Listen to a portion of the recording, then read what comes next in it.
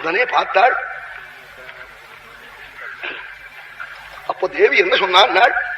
வேற ஒண்ணும் சொல்லல, ஆச்சரியமா பத சொன்னாள். நாதான் கூப்பிட்டாள். உங்களுக்கு எனக்கு எப்ப கல்யாணம் தெரியுமா?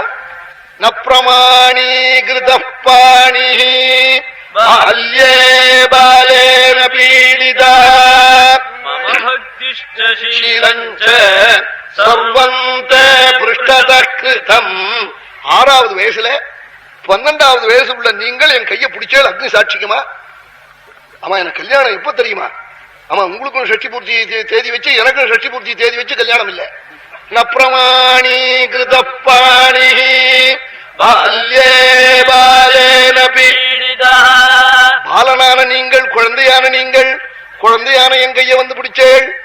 அன்னைக்கு அக்னி சாட்சிக்குமா பாணி கிரகணம் பண்ணது போய் இன்னைக்கு ராவணனுடைய வீட்டுல போய் நான் இருந்து தப்பு நேர்ந்தது சத்தியமா? அதையும் தவிர்த்து நான் எத்தனை வருஷம் உங்க சரண சேவை பண்ணிருக்கேன், உங்க இடத்துல எவ்வளவு அழகா நான் நடந்திருக்கேன், அதெல்லாத்தையும் பின்னாடி தள்ளிவிட்டு லங்கையில போய் இந்த மட்டும் பெருசா நினைச்சேன். மம பக்தி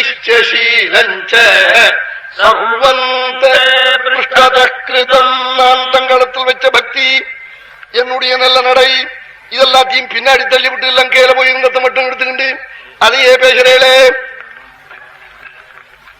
ஏவம்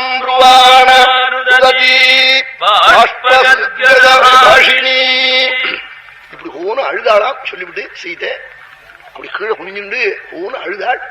ஏவம் ருவாணாருததி பாஷ்பகத்கத பாஷினி. பேச முடியலையா?